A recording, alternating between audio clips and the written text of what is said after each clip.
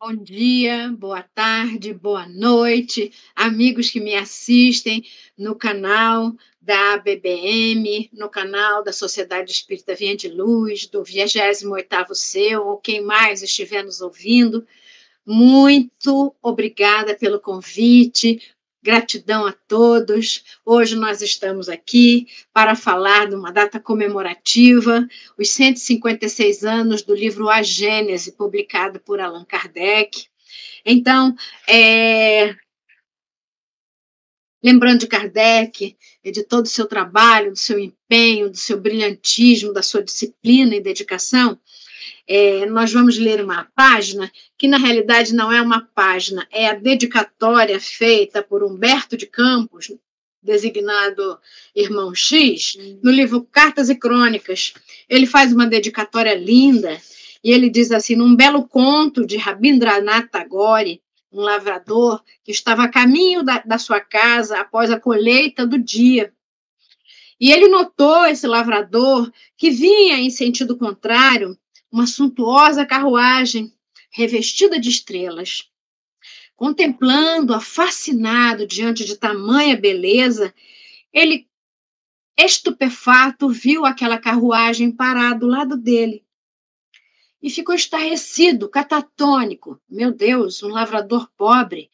E daquela carruagem linda saiu uma figura que ele mal conseguia enxergar a tamanha luz e acabou percebendo, finalmente, que aquele era a carruagem do Senhor dos Mundos. E ele saiu da carruagem, estendeu a mão ao lavrador e lhe pediu uma esmola.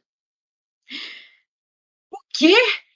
Ele refletiu assim, espantado. O Senhor da vida me rogando auxílio a mim, que nunca passei de um mísero escravo na aspereza do solo. Um tanto excitado e mudo, ele acabou automaticamente mergulhando a sua mão no seu alforje com aquela pequena colheita do dia, e ele pegou um grão de trigo e estendeu e entregou ao divino pedinte. Apenas um grão da sua, para ele, preciosa carga. O Senhor da vida sorriu, agradeceu e partiu. E ficou olhando aquela carruagem esplandecente, brilhante, ir embora, e de repente ele se deu conta, e quando ele olhou, né, saiu daquele assombro, ele observou uma doce claridade dentro da sua bolsinha, do seu alforje com a sua colheita, né? E aquele grânulo de trigo da qual ele fizera uma dádiva ao Senhor da vida, retornou à sua sacola, transformada numa pequena pepita de ouro resplandecente. Quando ele viu aquilo, ele ficou deslumbrado e falou, louco eu que fui, por que eu não dei tudo que eu tinha ao soberano da vida? Eu fiquei encantada com esse conto, porque ele reflete, do mesmo modo que o lavrador, a nossa imaturidade espiritual. Tantas vidas já vivemos e sempre, todas, lá de lá atrás, né, nós ouvimos, dê tudo que tem, é dando que se recebe. Mas quando o Senhor da vida nos pede serviço, a gente dá o mínimo.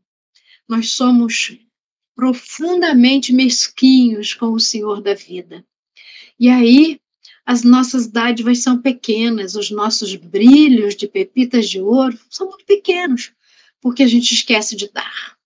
Então, nessa reflexão, nós vamos lembrar Kardec, que usou a sua pequena encarnação e deu tudo que tinha. Por isso que é esse espírito resplandecente, um dos luminares da Terra, na obra de implantação do bem. E pensando em Kardec, em todos esses luminares, que de onde estão amparam, auxiliam, estimulam, nós vamos fazer nossa prece pedindo, Senhor, obrigada por mais uma vez estarmos reunidos no Teu nome, obrigada por todas as oportunidades que temos, todos os dias, inúmeras oportunidades de crescer e de evoluir. Dá-nos, Senhor, sabedoria, dá-nos firmeza, aumente a nossa fé, para nós podermos ter discernimento de quando a vida estiver nos pedindo um pouco mais, que a gente tenha forças para dar, que nós não sucumbamos ao nosso egoísmo, ao nosso orgulho, que nós possamos, Senhor, vislumbrar as oportunidades como santas e benditas vindas do soberano da vida a nos pedir um pouco mais de firmeza, um pouco mais de fé, um pouco mais de beleza na alma, um pouco mais de tudo que for bom, para que nós possamos aproveitar a nossa encarnação da melhor maneira e sempre mais do que nos for possível. E, se possível, fazermos o impossível para estarmos contigo, finalmente, Senhor. Muito obrigada por e em teu nome, em nome de Maria de Nazaré, em nome de todos esses luminares, em nome de Jesus e em nome de Deus Pai Todo-Poderoso, nós damos por iniciado esse pequeno estudo, que é uma pequena e singela homenagem aos 156 anos do livro A Gênese. Que assim seja, Senhor. Graças a Deus. Bem, já fizemos a nossa prece, então nós vamos poder falar um pouquinho do livro A Gênese, na primeira capa, né, na primeira página da Gênese, que foi escrita em 6 de janeiro de 1868 e que está neste ano da graça de Jesus fazendo 156 anos. A primeira parte da Gênese vem escrita assim: a Gênese, e ela é dividida em 3 partes: a Gênese, os milagres e as predições, segundo o Espiritismo. E está escrito assim: a doutrina espírita é resultado do ensino coletivo e concordante dos espíritos.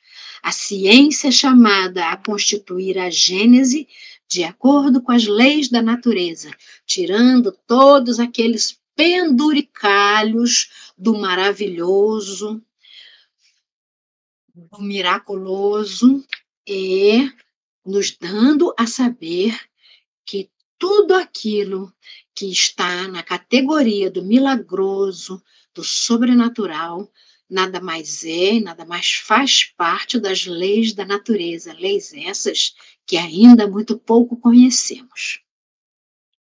Deus, e continuando, Deus prova a sua grandeza e pelo seu poder, pela sua imutabilidade de suas leis e não pela abrogação delas. O que significa isso? Significa que, por exemplo, Jesus, que fez muitos milagres, ele em momento nenhum abrogou das leis de Deus, das leis naturais da natureza. Tudo o que ele fez estava dentro delas. Só que não conhecíamos. A nossa ignorância é imensa e ainda é. Então, a Gênese veio abrir esta porta e Kardec bem disse, nem tudo foi dito. Deus prova essa grandeza. Para Deus, o passado e o futuro são o presente, por Allan Kardec. Então, a Gênese, sem esse livro, a Gênese, nós não vamos entender nem o caráter da revelação espírita, nem entender um pouco. Tudo fez parte de um projeto de Kardec que 10 anos antes começou a organizar na Revista Espírita. Essa obra de A Gênese, ela está separada em 3 partes, sendo a Gênese, os milagres e as predições. A primeira parte analisa a origem da Terra, a gênese orgânica, espiritual e mosaica de forma lógica e racional, deixando de lado as interpretações misteriosas, fantasiosas e pueris sobre a criação do mundo. Então, aborda toda aquela temática da raça adâmica, de Adão, de Eva, nos esclarece tudo. A segunda parte aborda a questão dos milagres de Jesus, explicando a natureza dos fluidos e os fatos extraordinários contidos no Evangelho, mostrando que não havia nada de miraculoso e sim de científico. A terceira parte enfoca as predições do Evangelho, os sinais dos tempos. O que são os sinais dos tempos? Os tempos preditos lá atrás, né? que viriam os tempos. Que são os sinais do tempo? Os sinais da transição planetária. Fala também da geração nova, concitando os homens à prática da justiça, da paz e da fraternidade, abrindo assim uma nova era para a regeneração da humanidade. E há um comentário, sem embargo, da parte que toca à atividade humana, na elaboração desta doutrina, a iniciativa dessa obra pertence aos espíritos. Portanto, porém, não a constitui uma opinião pessoal de nenhum deles. Ela é e não pode deixar de ser a resultante do ensino coletivo e concorde por eles dado. Somente sob tal condição se lhe pode chamar doutrina dos espíritos. De outra forma, não seria mais do que a doutrina de um espírito, e então teria o valor de uma opinião pessoal. Kardec, na tradução de Guilhom Ribeiro, em A Gênese. E nós vamos falar dessas traduções mais tarde. A Gênese e o céu e o inferno foram feitas alterações. Então, nós vamos dar um stop aqui, vamos falar sobre isso. Por quê? De uns anos para cá, tanto a FEB já concordou com isso, quanto outros lugares, até a FESP de São Paulo, que a Gênese, a quinta edição de A Gênese, publicada na França, foi adulterada. E esta não por Kardec, por outras pessoas, a revelia de Amélie Boudet. Apocalipse para o português, não sabemos por quê. Apocalipse foi entendido e traduzido como fim, e na realidade, Apocalipse quer dizer revelação. Nas outras línguas está escrito certo, na língua portuguesa foi se traduzido como fim, e Apocalipse quer dizer revelação.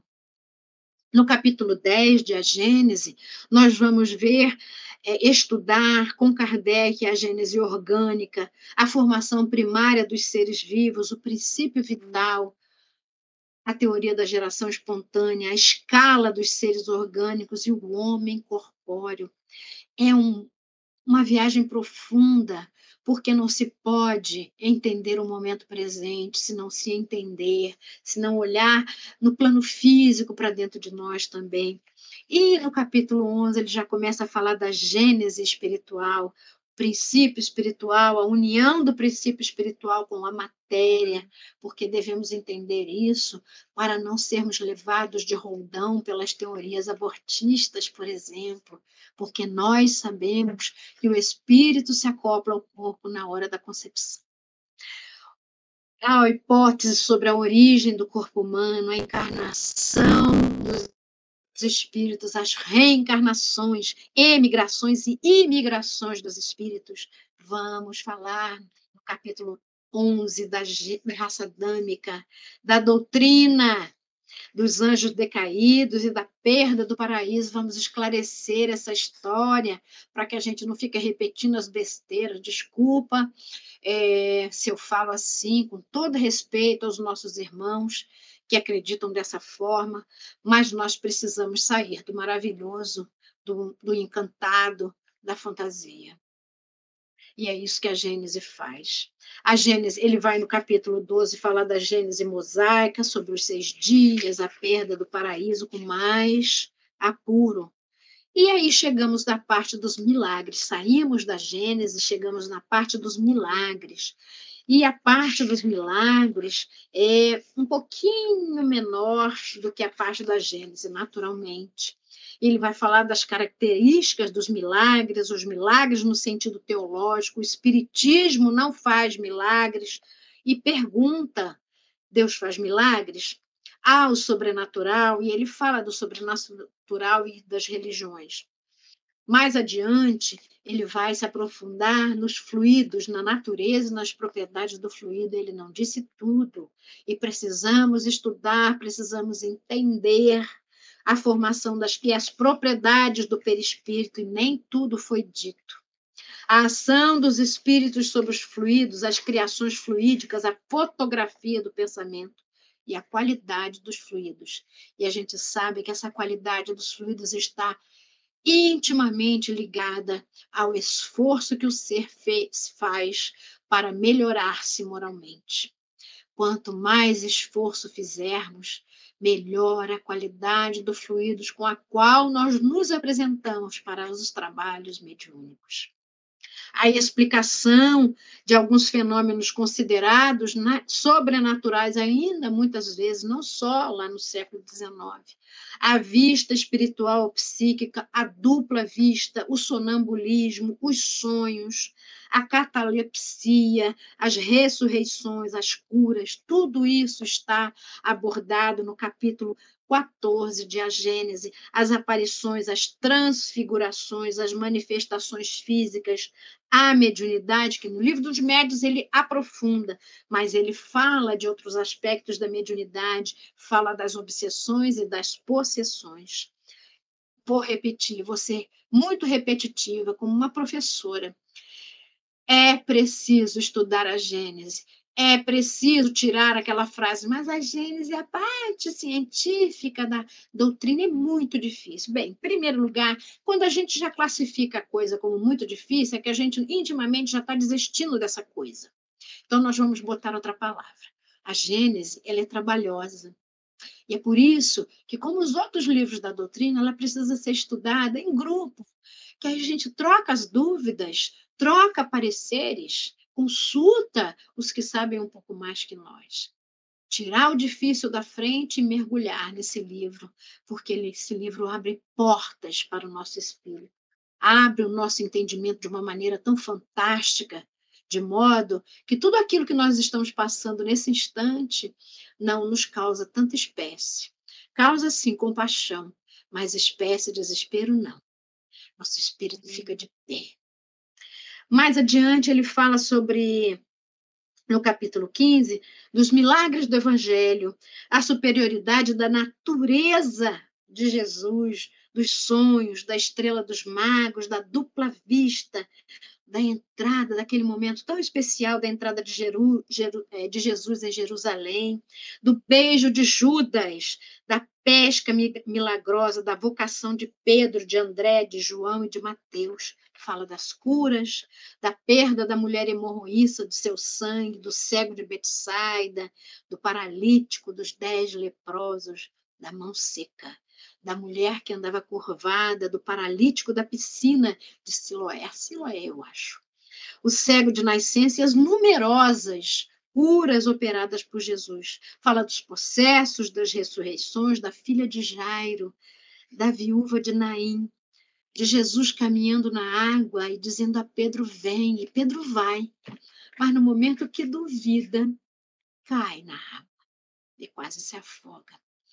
Então, vem nos lembrar da necessidade de todos os dias, como um mantra, a gente dizer: Jesus, eu confio em vós. E levantar pronto para a batalha, porque todos os dias nós não matamos um leão só pela sobrevivência física. Nós devemos matar um leão, aquele leão bravo que ainda está dentro de nós. Fala das transfigurações novamente, da tempestade que foi aplacada por Jesus, das bodas de Caná, da multiplicação dos pães, do fermento dos fariseus, do pão do céu. Fala das tentações que Jesus sofreu e que nós diariamente sofremos.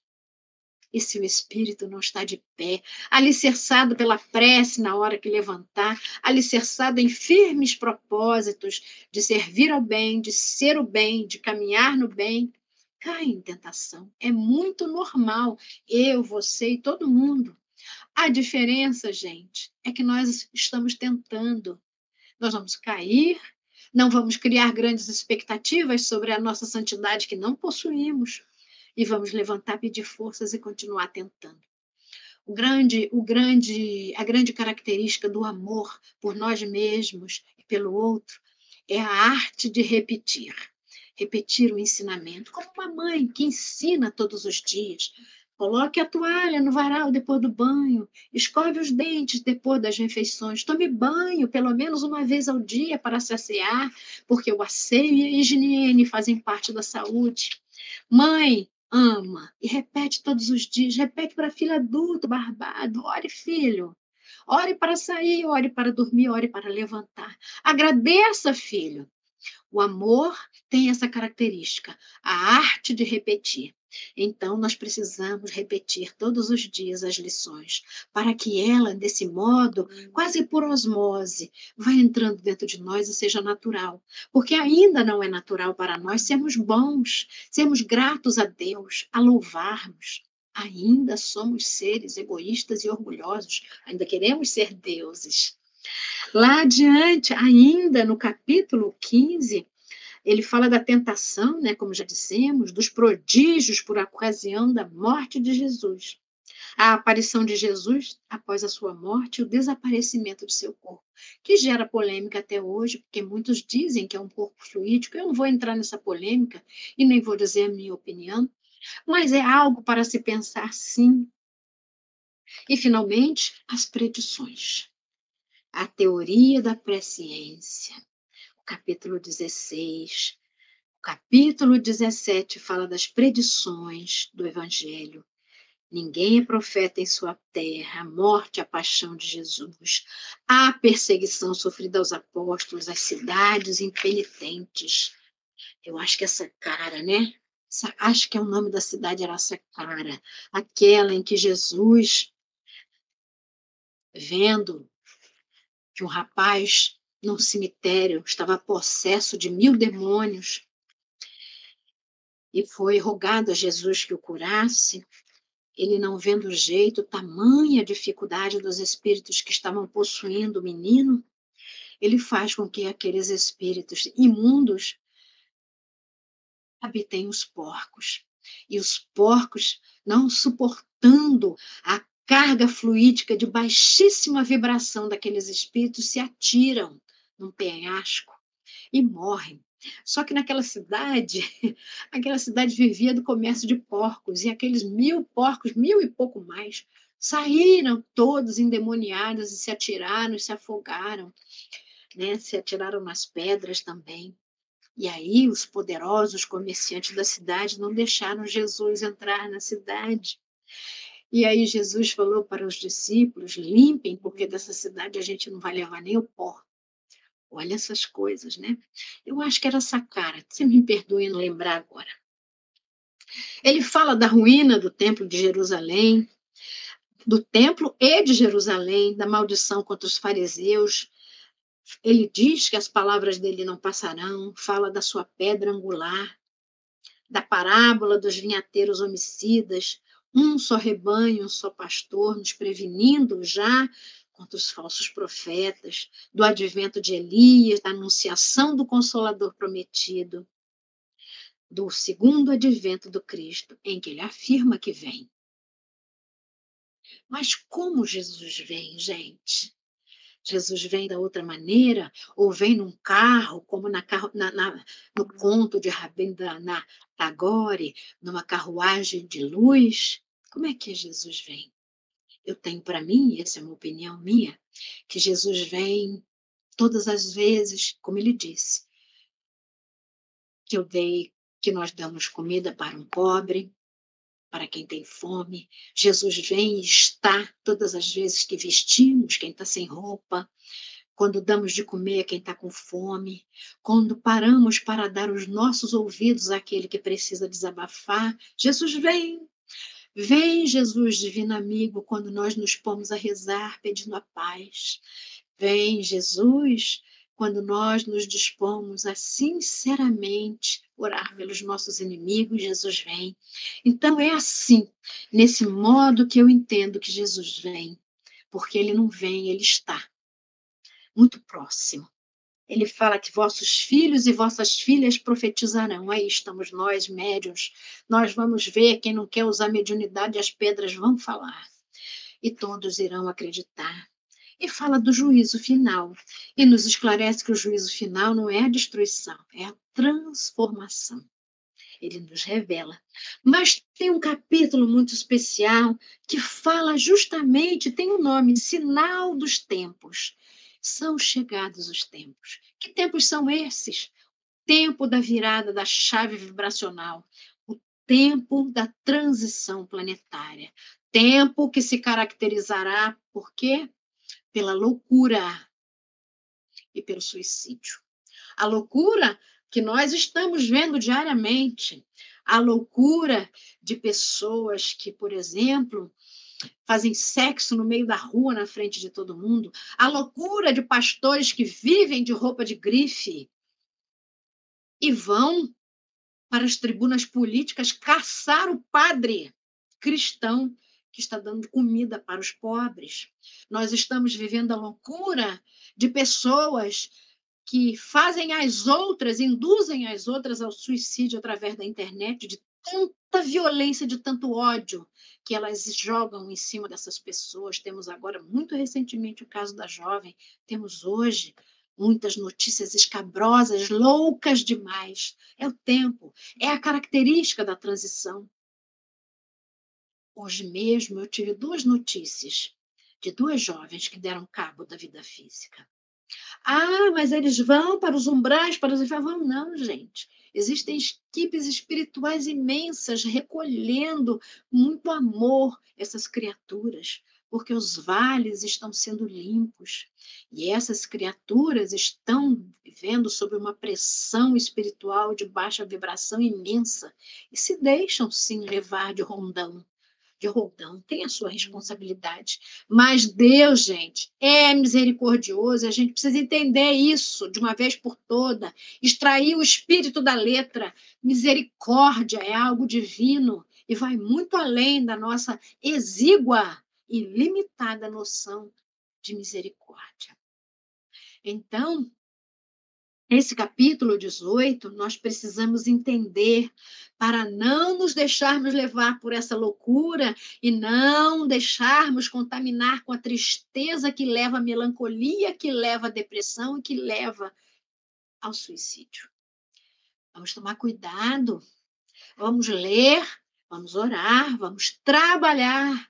O trabalho é divino compromisso, nos marca as mãos para que não tenhamos tempo de olhar muitas notícias loucas, só umas pinceladas para não ficar fora da ordem, mas não se deter nelas, enxergar o bem atuando, a justiça atuando. É preciso que haja o escândalo, mas ai, por quem venha o escândalo? É entender que não existe o inferno espírita. Já tem gente vendendo o inferno espírita, dizendo, esse aí, esse vai para o degredo. A gente esculhamba muito o irmão espírita. Olha só. Se a gente já está no caminho, já está no esforço, não se santificou, mas a gente já está no caminho de estar no mundo de regeneração. Porque o mundo é de regeneração e não mundo regenerado. É um mundo onde vai ficar quem quer se melhorar, mas que ainda não conseguiu. Mas está no esforço, tem saudade do amor do Cristo. Tem saudade do amor do Cristo, do olhar do Cristo. Olhar esse que muitos de nós, principalmente espíritas, devem termos encarado em algum momento e negamos, e não quisemos, não estávamos prontos, maduros. Somos frutas sazonadas, prontas. Então, parem de falar desse inferno espírita, que o inferno não existe, o inferno é uma criação mental, uma ideação negativada. Vamos parar com isso. Vamos entender que nesse mundo de regeneração só não vai estar aquele que não aceita a ideia do bem e do amor. No mundo de regeneração só não entrará aqueles espíritos que não aceitam a ideia do bem e do amor. São esses espíritos que estão há muito tempo, desde o início da geração deste planeta, contra o Cristo. E mesmo assim, Deus é misericordioso e tem dado chances. Essa loucura, essa onda de mal que está acontecendo, é porque foi permitido a todos esses espíritos ligados a essas potestades maléficas de reencarnar. Então a gente está vendo os representantes deles em tudo quanto é canto. Por que Deus deixa? Por que ele não diz assim, principalmente para os espíritas que se acham, eu não vou deixar os alecrins dourados serem tocados por esse mal. Ele deixa, porque além de ser uma oportunidade para eles, porque a misericórdia é imensa, é também prova para nós se nós já estamos com o bem suficientemente alicerçados dentro do nosso sentimento e da nossa mente, do nosso espírito, para podermos resistir. Então, tudo aquilo que a gente vê por aí, ligado a preconceito, de cor, de raça, de status social, tudo que vê ligado à fofoca, à maledicência, ao ódio e na internet aos haters, os semeadores de ódio, tudo que é ligado a poder, a posse, ao orgulho, são os mandatários destas potestades. Agora, a quem eu me ligo como cristão espírita é de minha responsabilidade. A quem eu sigo? Quem? A nossa grande responsabilidade, o nosso grandíssimo desafio. Pensarmos em que nós estamos nos ligando, a qual verdade nós estamos nos ligando. Por quê, gente? Vamos terminar com essa historinha. A verdade era um dia muito quente e ela saiu para passear. E no meio do caminho ela encontrou a mentira. E a mentira falou: oh, é verdade, você está muito bonita, mas hoje está muito quente, vamos nos banhar naquele lago. A verdade viu que a mentira não falou mentira nenhuma, realmente estava muito quente, e as águas daquele lago que ela apontou e convidou-a para nadar eram realmente muito frescas e prazerosas. E ela foi inocentemente, a verdade tirou a sua roupa, deixou na beira do lago, assim como a mentira, e se jogou a nadar junto com a mentira. Nadaram, nadaram, nadaram, mas ela não percebeu que, de repente, sorrateiramente, como é a característica da mentira, ela saiu do lago e se vestiu com as roupas da verdade e saiu por aí. A verdade deu-se logo pressa de sair do lago e, quando viu as roupas da mentira, se recusou a vesti-las e saiu nua e crua pelas ruas. Então, tomem cuidado com a mentira disfarçada de verdade. A verdade, quem é? Qual é a pergunta que eu estou fazendo? Quem é a verdade? Jesus nos disse: eu sou o caminho, a verdade e a vida. Na dúvida sobre a quem acreditar, consulte Jesus, o Divino Evangelho. E leia a Gênese, entenda o momento que nós estamos passando, estude, propague, porque esta é a função social do espírita do terceiro milênio, propagar a doutrina espírita, não através do proselitismo, através da sua conduta, do seu exemplo que arrasta, não das palavras, do exemplo que arrasta. E o melhor exemplo a gente começa dando dentro de casa, no trabalho, no trânsito, na vida, enfim. Meus amigos, meus irmãos, eu estou muito feliz de estar aqui. Eu espero que vocês tenham aproveitado todas essas dicas. Eu também tenho que dizer rapidamente que a FEB dispõe hoje, depois que se saber, há uns 6 anos atrás, por volta dos 150 anos da Gênese, foram apontados algumas adulterações que não foram comprovadas quem as fez, mas foram comprovadas que elas existiram. Uma adulteração na 5ª edição francesa, publicada já depois da morte de Kardec por Leymarie. E tanto a FEB quanto a FESP e a Fundação André Luiz, elas revisaram e hoje há nas bancas, há nas livrarias, no Leon Denis também, revisadas, a Gênese, a partir da tradução da 4ª edição, que estava ainda Kardec vivo. Essa 5ª edição, ela foi traduzida, a gente tem que dizer isso também, pelo magnífico Guilherme Ribeiro, só que ele não sabia dessa adulteração, assim como o nosso querido e meu querido conterrâneo, angrense, porque eu me considero angrense, embora tenha nascido no Rio de Janeiro, fui criada em Angra dos Reis, o nosso querido Joaquim Travassos, natural da Ilha Grande, ele também fez a tradução do Pentateuco, do Livro dos Espíritos, que foi até ganho pelo Dr. Bezerra. Ele também fez a tradução dessa 5ª edição adulterada. Mas isso não lhes desmerece, porque eu me tornei espírita lendo isso.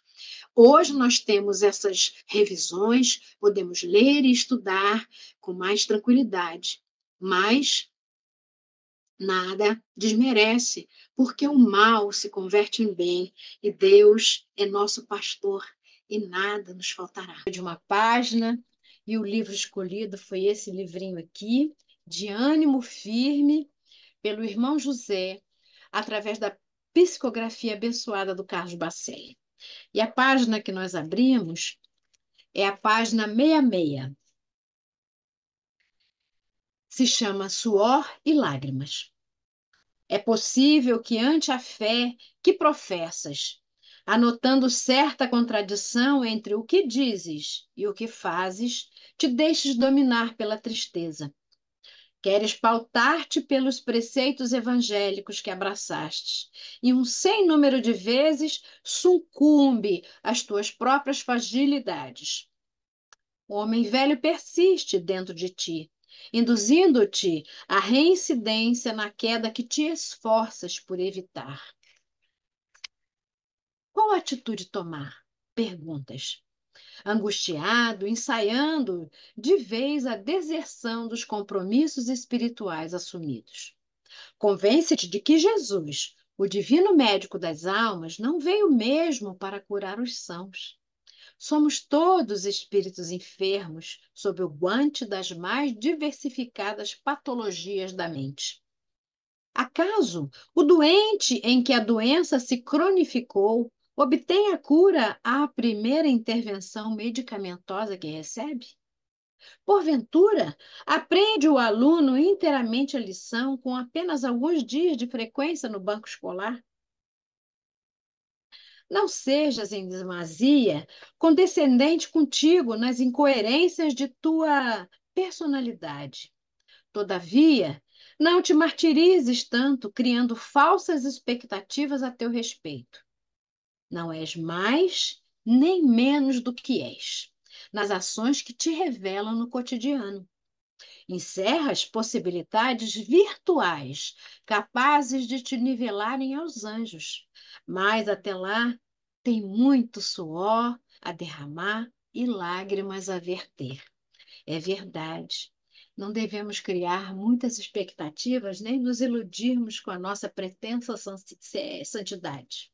Não, nós estamos aqui na condição de aprendizes, aprendizes do Evangelho de Jesus, e graças a Deus nós já chegamos aqui.